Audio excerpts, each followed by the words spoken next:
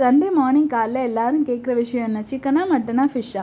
கேட்டு கேட்டு போர் அடிச்சிருக்கோம். Half of the டே கிச்சன்லேயே இருக்க மாதிரி இருக்கும், ஒர்க் அதிகமாக இருக்கும்.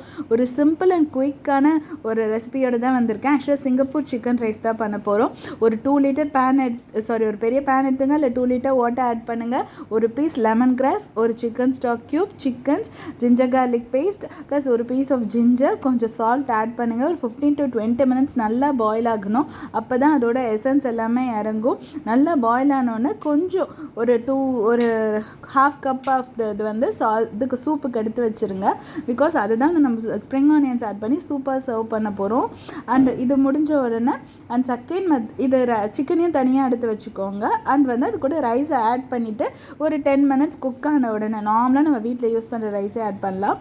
குக் ஆன உடனே அதை வந்து அந்த ரைஸ் ரெடி ஆகிடும். ஸோ இதுதான் வந்து சிக்கன் ரைஸாக சர்வ் பண்ண போகிறோம். அண்ட் சாஸ் எப்படி ரெடி பண்ணுறதுனா, ஒரு மிக்ஸி ஜாரில் வந்து 10 மினிட்ஸ் ஹாட் வாட்டரில் சோக் பண்ண ரெட் சில்லி அண்ட் வந்து 2 garlic cloves, 2 shallot of small onions and நம்ம இந்த ப்ராத் எடுத்தோம் இல்லையா, அதில் ஒரு ஸ்பூன் ஒன்று அண்ட் கொஞ்சம் சோயா சாஸ், சால்ட் ஆட் பண்ணி சாஸ் ரெடி பண்ணிங்க. ப்ளஸ் பாயில் பண்ண சிக்கன் கூட வந்து சோயா சாஸ் ஆட் பண்ணிவிட்டு கொஞ்சம் வந்து நம்ம சில்லி சாஸ் ஆட் பண்ணலாம். பிகாஸ் நம்மளுக்கு கொஞ்சோண்டு அது காரம் இருந்தால் தானே பிடிக்கும். அதுக்காக இது எப்படி சாப்பிட்ணும் அப்படின்னா, ஒரு ஸ்பூன் வந்து சூப்பு ப்ளஸ் கொஞ்சம் சாஸ் ப்ளஸ் ஒரு குக்கும்பர் கூட வச்சு சாப்பிடும் போது செம்ம டேஸ்ட்டாக இருக்கும். ட்ரை பண்ணி பாருங்கள். தேங்க்ஸ் ஃபார் வாட்சிங்.